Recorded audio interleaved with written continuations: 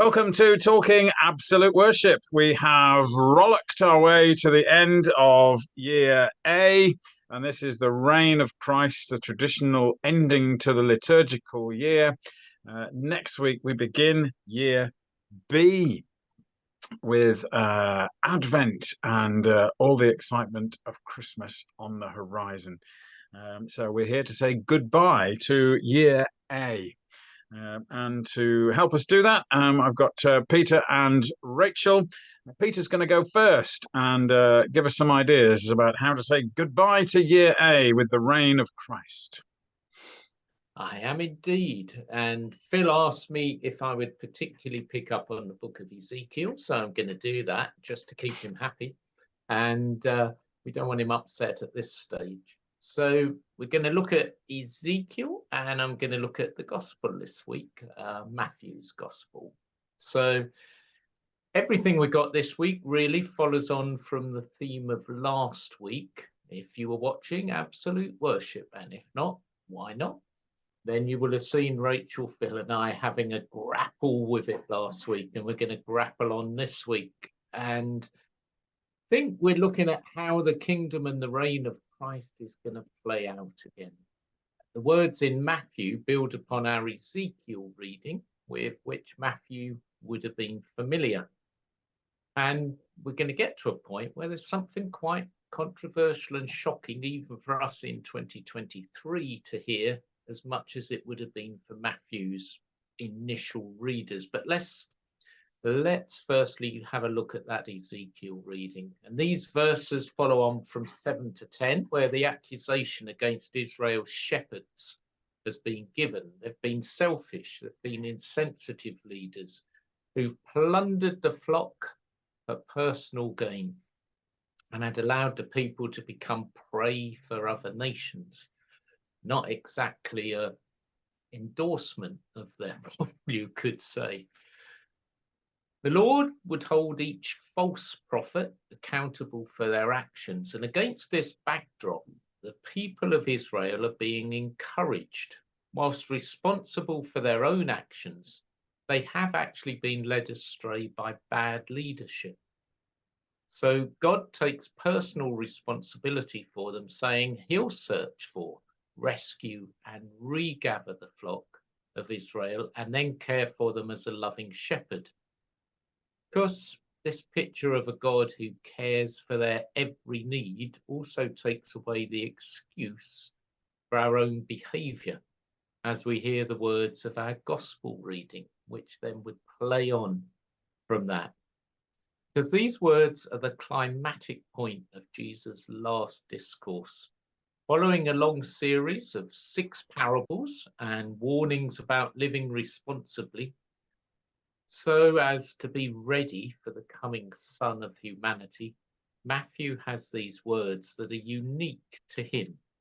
And this is apocalyptic drama, really. The parables have begun with the familiar, and this scene begins with the otherworldly depictions of the coming of the Christ and the contrasts, this world kingdom with the final kingdom of God. So we've got them there in balance. How the reign of Christ will look. For Matthew, it's Christ, not humanitarianism, that validates the ethic of love and mercy that becomes the criteria for judgment in these verses. Our love of Christ and his reign in our hearts is then what drives our actions. Now, I think it's really important to focus on what drives our actions, because to me, this is the fascinating bit of this reading to draw, for me, wanting to draw it out today. As even in 2023, it's, I think, quite controversial. To our surprise, the criteria for judgment is not confession of faith in Christ. Nothing is said of grace, justification, or the forgiveness of sins. What counts for us is whether we've acted with loving care for needy people. These acts are not a matter of extra credit, but are the decisive criteria for judgment. Wow. I find that quite gobsmacking, really, because I guess we're being reminded that Jesus has taught that self-giving care for others is the heart of the revealed will of God for us. Jesus lived out this truth in saying, firstly, love the Lord your God with all your heart and soul, and then love your neighbor as yourself, and was calling us to do likewise. And this makes the fundamental thrust of this scene in Matthew, that when people respond to human need or fail to do so, they are in fact responding to or rejecting Christ. It is in fact for all the nations and unlimited in its call upon us. It is in this that Christ will be known and shared. And to this end, the reign of Christ has already begun. To confess that the Christ has come and to say that he is Jesus of Nazareth is to say that there'll be no more revelation until this same God, who has been revealed in the person and suffering love of Jesus, is revealed at the end as the one and only God. And until then, we witness to the true God and the Lord of all, and it will be shown in our actions to others. So we're not actually calling on others to name Christ. That's not our job, not our work, but our work is to actually offer the love of Christ to neighbor day in and day out. And I think that's incredibly challenging word for us all. And I also think it probably puts a massive challenge upon what I call personal Christianity, of a me-God relationship. And so long as that's okay, whatever happens in the world isn't actually my problem, so long as I own my faith. And I think this reading blows that right open and actually is saying something very different. But you, of course, may disagree. But that's where I'm going to go. Yeah. Thank you, Peter. Are you having? I think you have put your finger, or a couple of fingers, on something that is much debated over this Matthew passage. It's a bit like the book of James, isn't it? And people moan about James. So, well, it's just all about how to live your life. There's nothing about faith in there. There's nothing about a confession of faith. So, oh no, we can't have that. And I'm told by people who have studied this more than I have, that there are a couple of ways of taking this Matthew passage which revolve around that phrase, all the nations will be gathered before him. And scholars, I think, disagree about what all the nations means. If on the face of it, it means, as you've taken it, all the nations, everybody in the world, will be divided according to these criterion, then it does go where you're suggesting. And to be honest, I'm entirely comfortable with that. I'm entirely comfortable with that.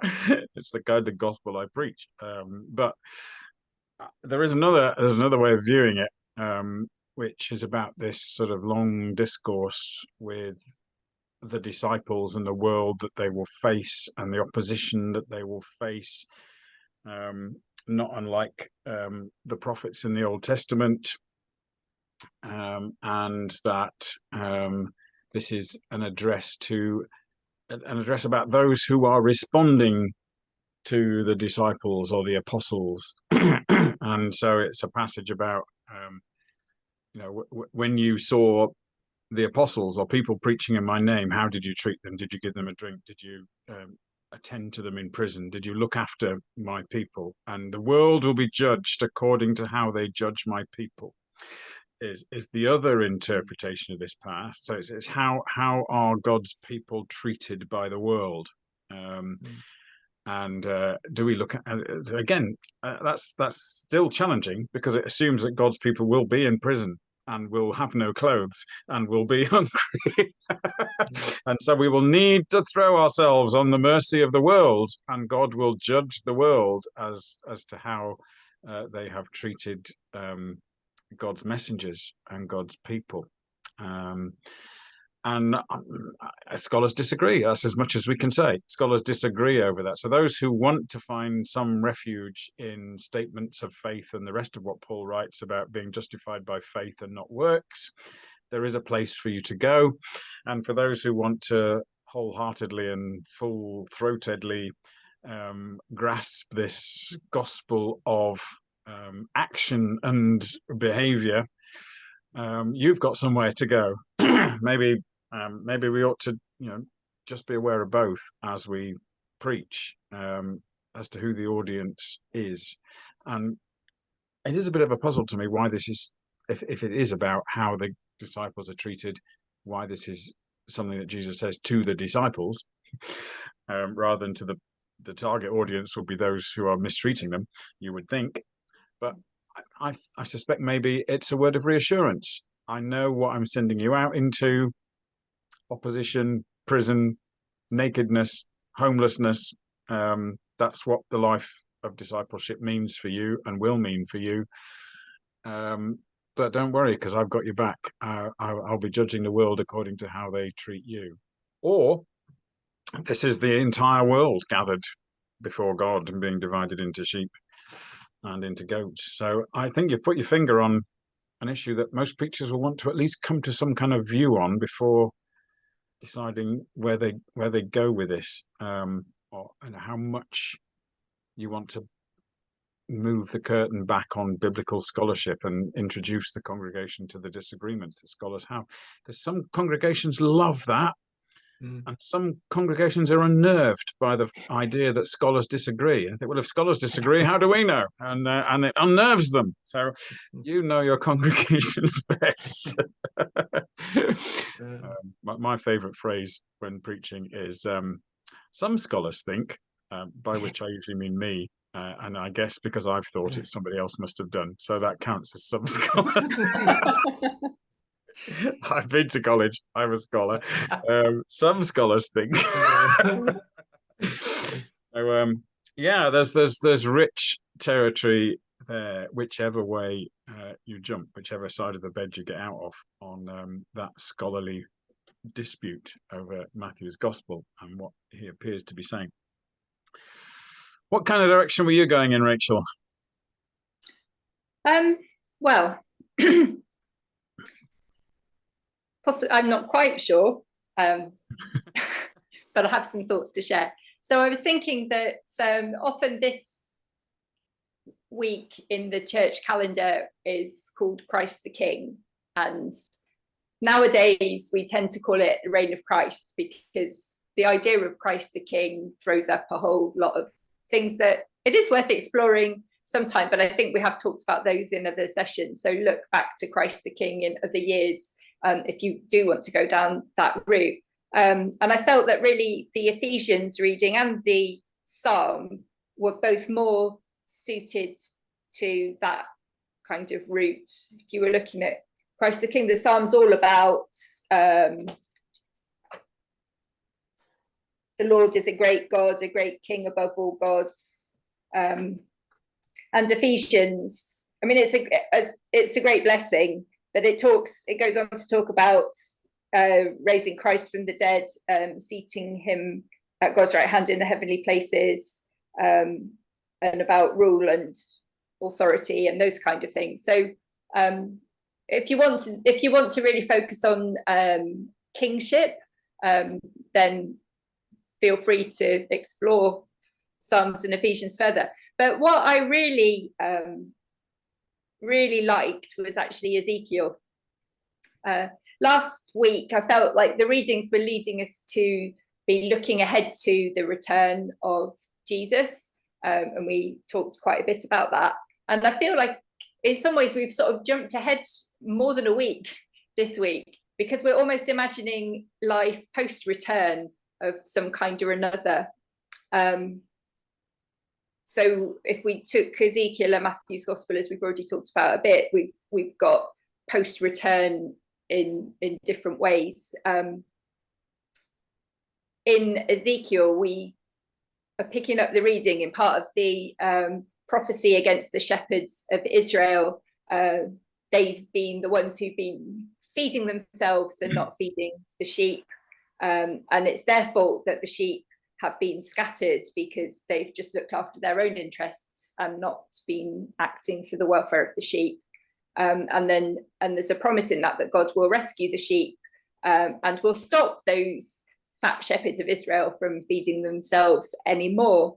And so then we pick up the reading in Ezekiel today, which is the promise, part of that promise of God. And the promise is a highly personal promise on God's part, because that reading is just full of things that God says, I will do. I will search, I will seek, I will rescue, I will bring, I will gather, I will feed, I will take to pasture, I will make them rest, I will be their shepherd, I will seek the lost, I will bring back the strayed, I will bind up the injured, I will strengthen the weak, I will judge, I will save, I will give them a shepherd, I will be their God. God's got a massive to-do list in that reading from Ezekiel. And I just really love all of that. That life after, so are we talking about return from exile? Possibly. Are we talking about life after the day of the Lord's coming? Whatever we're kind of looking at in Ezekiel, we're looking at life after some dramatic action of God. And this is what life is going to be like. And those who feel lost or abandoned, or in danger, or scattered, or hungry, they will all be sought by God. God will remember and will find and bring and feed and heal and do all of those wonderful things. So if you're feeling like you're one of those people who's a little bit on the edge, a little bit left behind, a little bit on your own, whatever you're feeling, God will remember and is acting to restore and to bring you to whatever you need, whatever that is in your situation. And I think, I'm very happy really with just all of those wonderful things that God is going to do for those of us who feel that we're maybe like one of those scattered sheep. The harder thing is to identify with the fat sheep, the fat shepherds of Israel. And I know it's an easy trap to kind of fall into, that we always see ourselves as the kind of good guys in any given Bible reading. And that it's the other people who have done the wrong things. And so maybe there is time for reflection on how we have looked after our own interests, and how we haven't always acted to build up community, to support and encourage and care for people. We've been content in some ways to let people be left on the margins. We say that we're kind of mindful of it, but we don't always work very hard to, or we kind of go and want to meet them on the margins, but we don't necessarily want to build them into community. And maybe they don't want to be. It depends what we mean by community and how explicit we want to be about that. I'm not saying they have to, we want to go and I don't know, care for people who are hungry because we then want them to come to church. I'm not talking about that kind of community building, but I think there are bigger needs that we don't always want to address. We're happy to go and volunteer at the food bank, but we're less happy to have a massive petition against the government, for example. And I think Matthew also gives us clearly the two two ways of behaving. Are we the people who are going to be doing the caring, or are we not? So I think we can reflect on that in Ezekiel, in contrast alongside the Matthew reading. And Matthew's sort of saying, well, this is what the reign of Christ will be like. And I think it's interesting that Jesus returns to a world that is still full of need. Sometimes we imagine Jesus will return and everything will be all right. And actually, Jesus has returned to a world where there are still loads of people who are hungry and in prison and thirsty and whatnot. And because the people who are then sort of deemed righteous are surprised, I think it sort of says to me that we kind of need to work on our love in action to the point that it doesn't become something that we choose. It becomes just the way we run. That's how we do things. Because all those people, oh, you fed me when I was hungry. Well, when did we do that? And they kind of are doing it without even knowing that they're doing it. It's just that natural response. And I'd like to maybe encourage congregations to think about how we make it more and more part of our habit and intention, so that one day we don't even have to think about it. We don't even have to ask the question, is this a good thing to do, or what do we do about this? Because we're just doing it.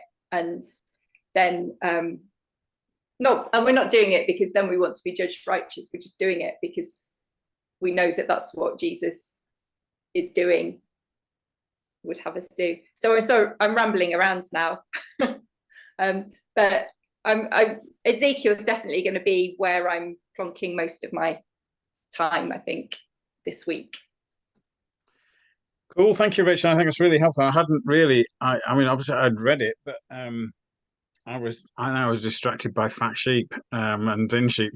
I think that, and so by the time I got to that really powerful ending that you highlighted for us about with all the I will, and drawing my attention to it and looking at it as you were speaking, it's quite remarkable, isn't it? That I will do that, and he starts even before I got distracted by the fat sheep bit.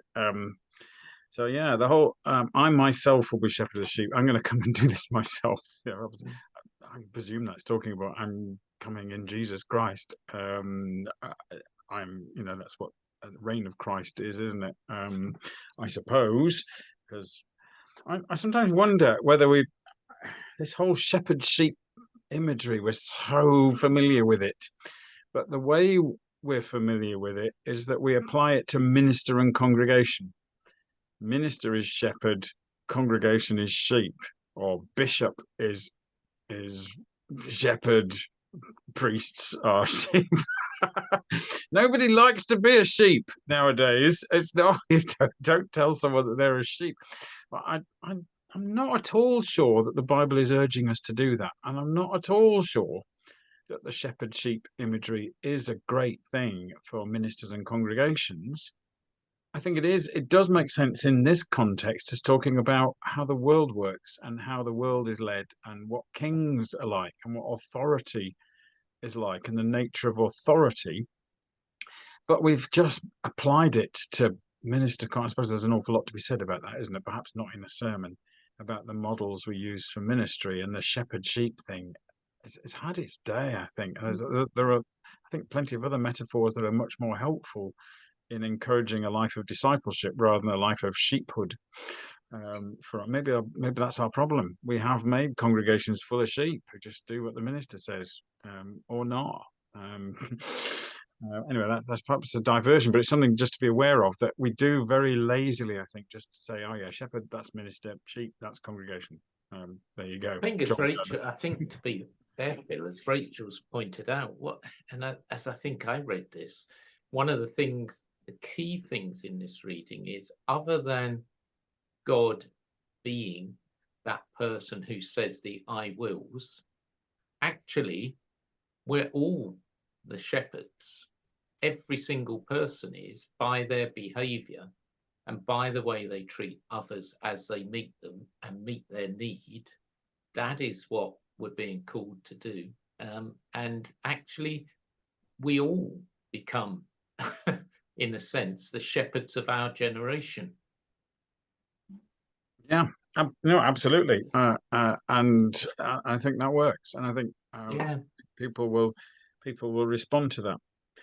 I don't know whether I'm tiptoeing into difficult water here, but I'm wondering whether there's something cultural, this whole Ezekiel thing about fat sheep and thin sheep, whether it was much more the case in Ezekiel's day that being fat was a status symbol, and people enjoyed being fat because it showed you it was the wealth status symbol. No one else could afford to put on weight. But that's not how we view the world nowadays. If anything, we tend to view it the other way around, don't we? We tend to think that it's indicative of poor diet and low income. And so I think we have to be really careful about this fat thin thing that's going on in there, and how we present that, because that's an issue that we've got a world in which people are fat shamed, and it's not a great status symbol to show off to the world how fat I am. You know, with the Rubens, with the Rubens paintings, people wouldn't want that now. Yeah, Rachel, you've probably got something more intelligent to say about that than I have. No, one thing I found interesting, now that I'm serving in a very sort of different, culturally different setting to anything I've been used to, I've had one or two people. I mean, there is a lot of food around here at church. And I've had one or two people sort of saying, "Oh, you know, you're putting on weight," but they're really proud that I'm putting on. I'm not so keen on the fact that I have put on a little bit of weight, but they're really proud of the fact that, you know, it shows that they're caring for me and they're nourishing me and they're feeding me and all of those things. So they're kind of really, for them, it's the fact that I might have gained a few pounds is actually like really a bonus to them. That's interesting. I saw the photographs from your induction, and you bringing home big bags full of food and things. I'm not surprised. But the fat sheep are not good things in this, so don't let them fatten you up too much. Yeah, I'll draw their attention to this. So that's in there.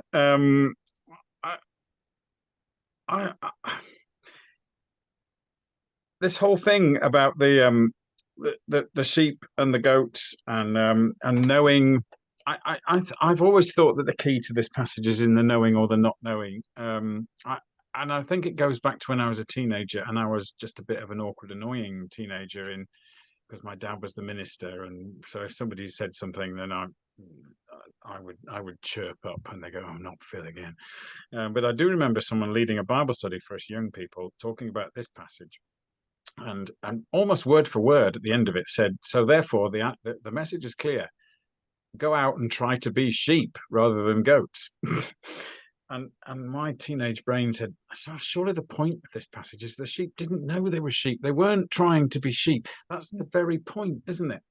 And at that time, it made me think of sort of teenage romance, as all raging hormone teenagers do. And I think I can very much remember thinking that this passage was a bit like all those teen romance things you see, American high school teen dramas, whatever, when the really attractive person, and it's usually a girl on these shows, is the one who doesn't know she is.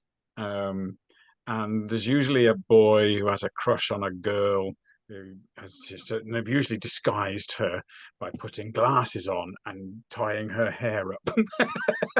That's how you disguise conventional beauty, is just by tying your hair up and putting some glasses on, and not having makeup. Maybe, I don't know. And they're surrounded by these conventionally attractive women who really don't appear attractive at all because they know they are. and the whole school knows they are. So with that comes an attitude of I'm the pretty girl in the school, and all the boys are after me, so I know it, and it comes with an attitude. And yet this girl, the plain Jane, suddenly lets her hair down and takes the glasses off and turns out to be the most. And it's all trite and it's all a bit of a trope, isn't it? But I think there's something in it that people who don't realize, not even in terms of physical beauty, but people who don't realize that they're beautiful people, that they live beautiful lives, that they live generous, hospitable, they don't realize they don't have the attitude. And so they're even more beautiful. Whereas as soon as you start to think, I'm a generous person, then the attitude comes. And I think there's something in that about people who are just, I think, as you said, it's a habit of who I am.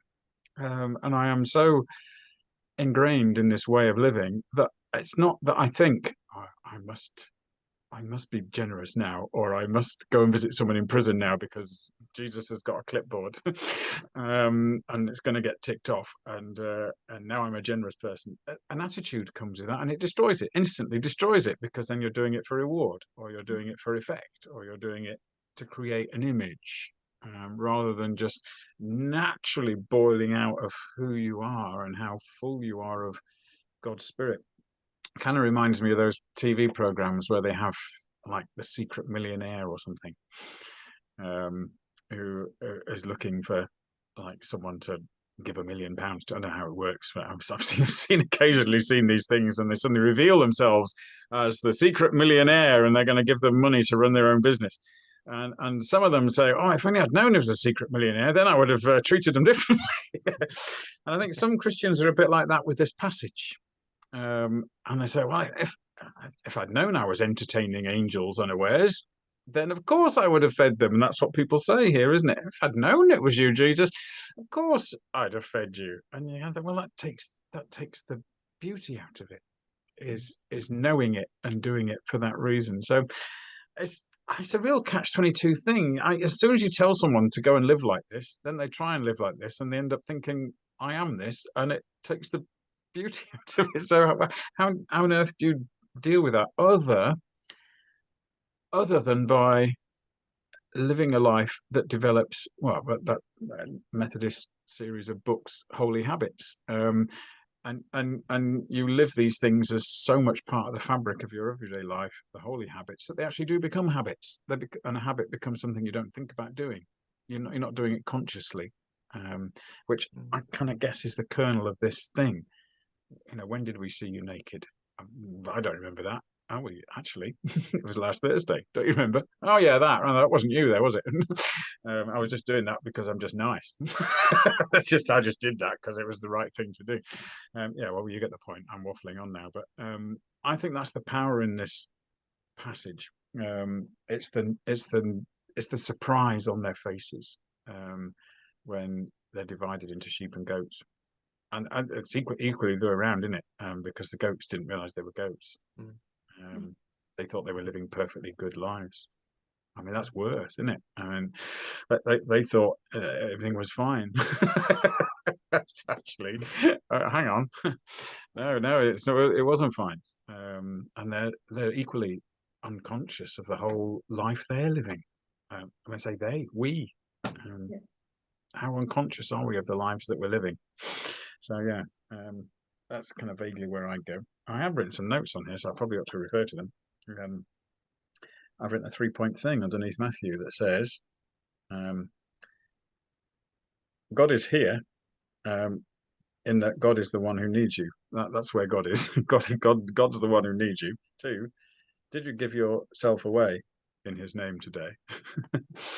And 3, God wants to save us by teaching us that to love is to live. So anyway, I thought I'd jot down a 3-point sermon. That was obviously yesterday when I'd forgotten what that was about. So anything else before we move on to other things to do? Because there are other things to do in worship other than preaching. Peter, what have you thought? I mean, this this fits in rather well with what you've just been saying, actually, Phil, because what I'd like to do at the start, I think, of this week's service is to just have a little reflection on, we say actions speak louder than words, but it seems to me in today's world and in society and with social media, the power of word has overtaken the power of action. If you look at people who troll people, who think that it's okay to say the most hateful of things on social media about people, that somehow we're not answerable for the word, and they're usually, the words are about other people's actions, and therefore there's a real sort of feel of hostility and of almost hatred. And so I think I wanted to sort of start off by thinking around that and thinking, okay, so how about our actions? And are our actions reflective of the world and the way that it reacts to people? Or are our actions actually of Christ? And that are we naturally Christ's people? And I think there'd be something really worth playing out in that before we went any further, because I think everyone is aware. I mean, I was even reading we're coming to the end of the series of Strictly now, but when this series started in September, in theory, wholesome family entertainment that is for everyone to be able to enjoy, and confess I do. I put the sequins on a Saturday night and boogie around the floor. But Shirley Ballas, as head judge, was saying that she nearly quit before this year's series because of the trolling and the vileness of people's comments to her online. And that's just about something that is meant to be fun and enjoyment. And so what has we as Christians got to say that counters the narrative of the world in our words and our actions, that actually can make a real difference in people's lives? And then I think you could move into the actual readings and developing it with people. I also thought this is a really good week to either give everybody a key ring or a fridge magnet or something that puts out there the greatest commandment printed on it, just to remember it, but also to use it as a discussion point in the service. That, what does it mean to love the Lord your God with all your heart, all your soul, everything that you are, and to love your neighbour as yourself? And how does that play out for us as individuals and as congregations? And then you could follow that up by having a nice big chart or something on a white screen that comes up on your computer screen. What can we do? A when you chart. When you chart, and add what we can do to show the love of Christ. And that is when you, or when we, and then think about how actually that plays out. There you go. That's me lot.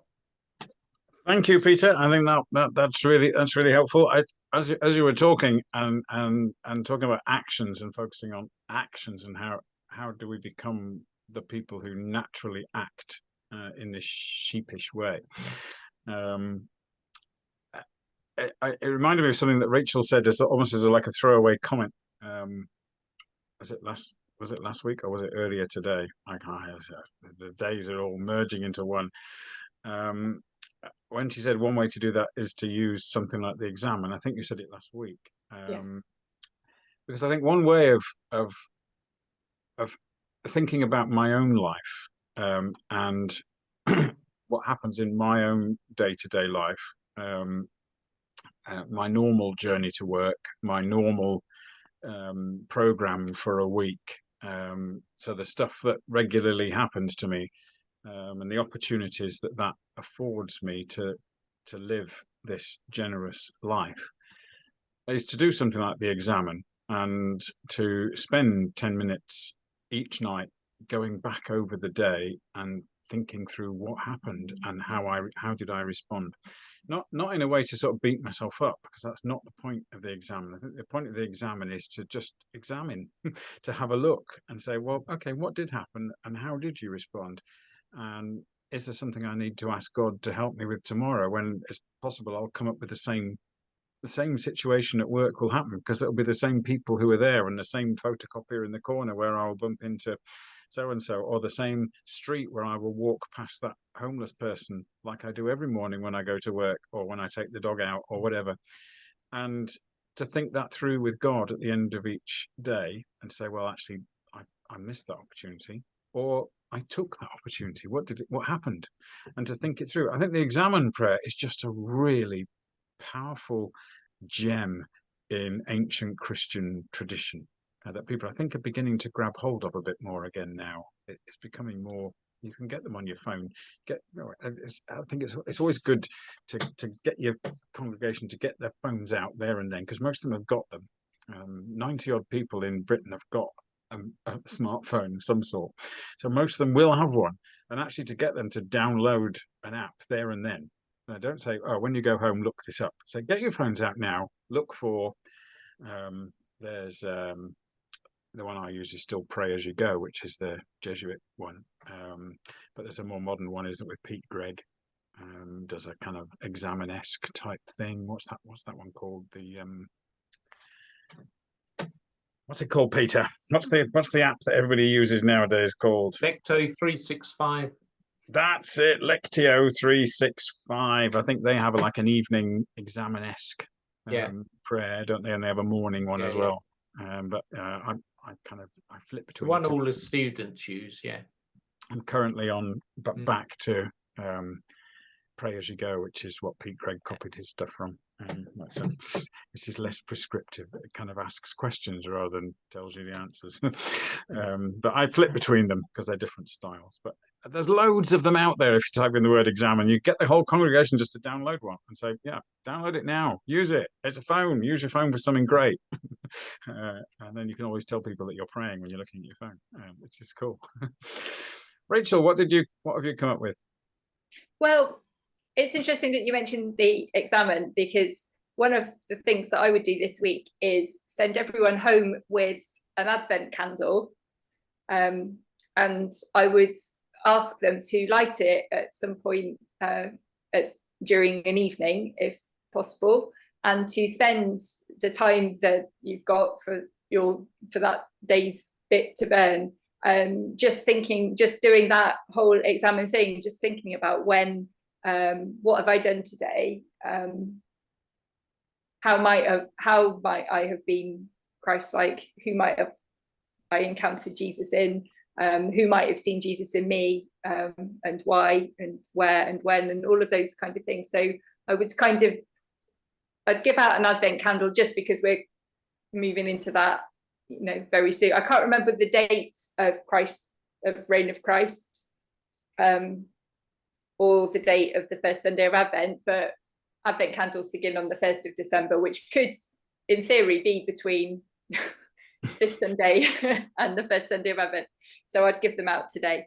And I thought one of the other things I might do, depending on the context, I might hide some things around the church before the service, because everyone likes a hunt, don't they? If you've got like an Easter egg hunt, everyone kind of gets involved with that.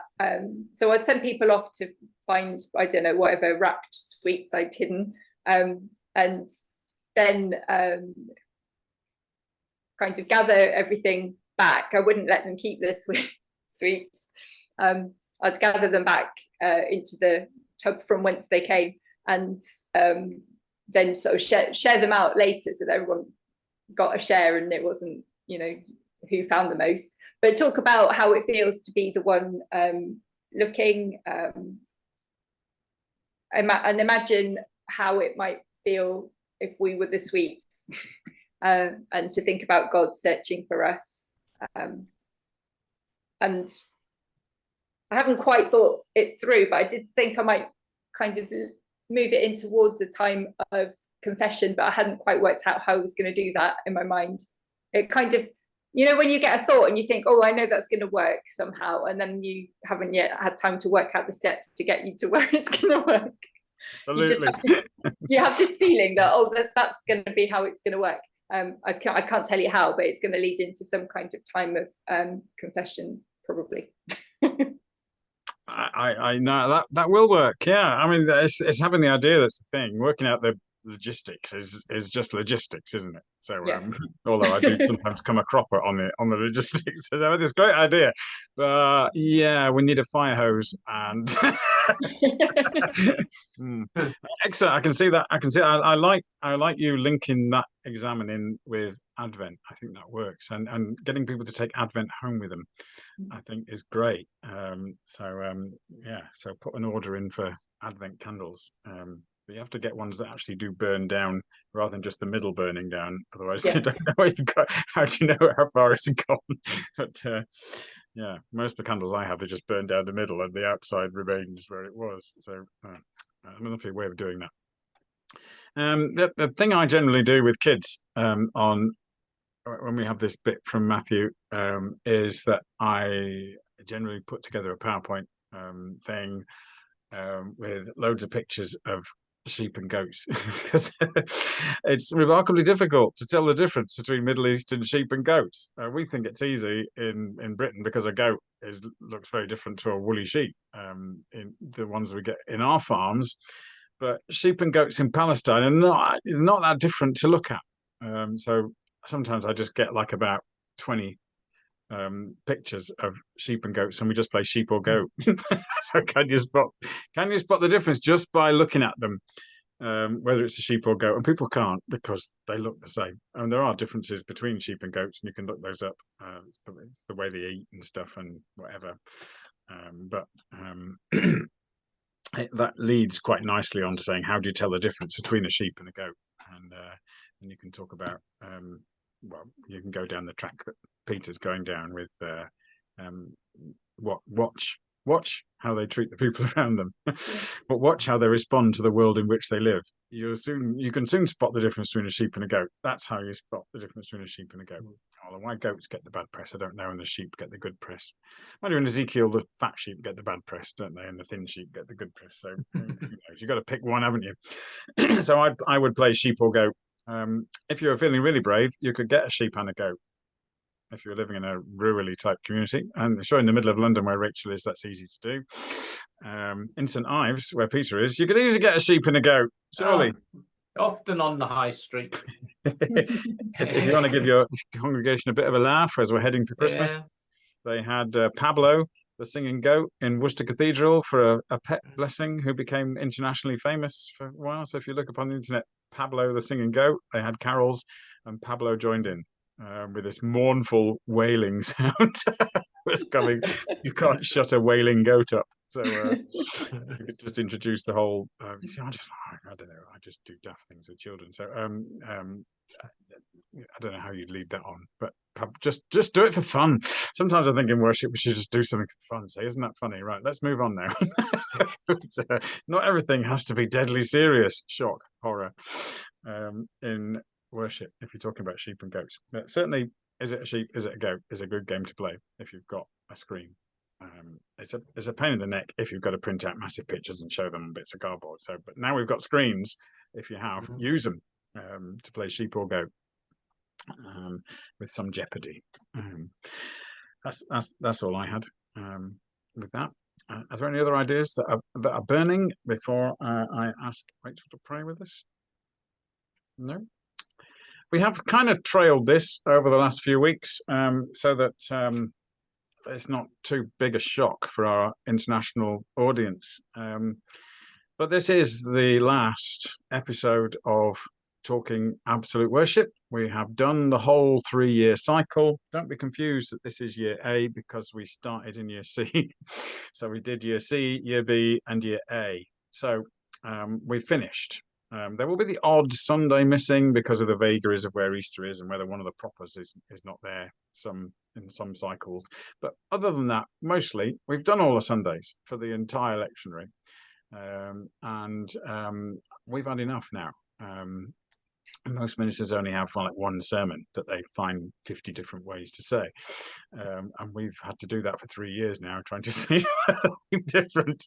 But I wanted to record my thanks. As far as, while I was listening intently to what Peter was saying, I jotted down the names I could remember. This is probably lethal, isn't it? Who have participated in Talking Absolute Worship over the last 3 years, and I think this is them. I think there have been like 14 of us, and so I want to record a huge thank you to all of our Talking Absolute Worship participants. Peter is still hopeful, but none of them are paid.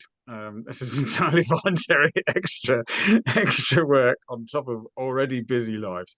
I want to say a huge thank you to Robert, to Tim, to Gerald, to Henriette, to Ayana, to Blair, to Alex, to Catherine, to Lithan, to Ruth, to Neil, to Peter, and to Rachel, who have given so generously of their time over the last 3 years to bring you week by week their thoughts and reflections on these readings. I have found it hugely enjoyable to work with such fantastic people over the last 3 years. But we've had enough now, to be honest. We're not going to, if we start again, we'd have to do another whole 3 years, and our lives are moving on, and there's lots of busy stuff happening. If anybody wants to take it up, it's not copyright.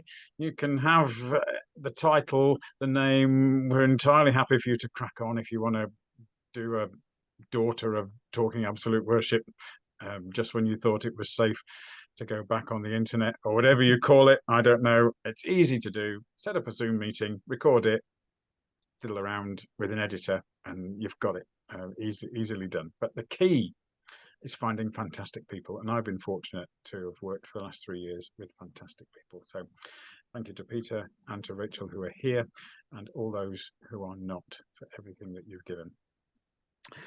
And Rachel is going to lead us in prayer for the very last time as we prepare for the last Sunday in this lectionary year. Thank you, Rachel.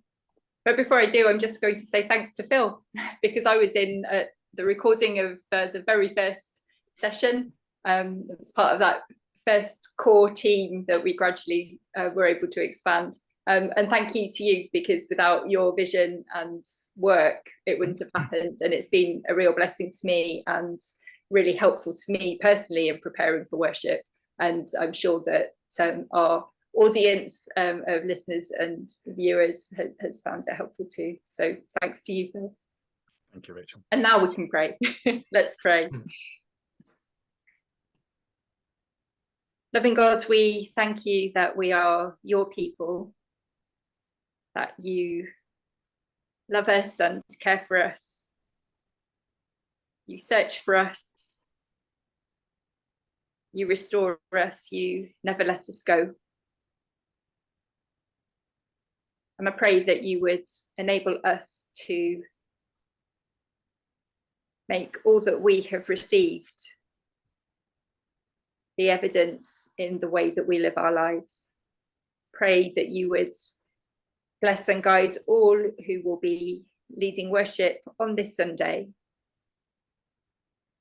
that you would give each one of us wisdom and humility, that you would help us as together we explore more about what it means to live under your rule, to show love in action, to truly be living out the gospel day by day.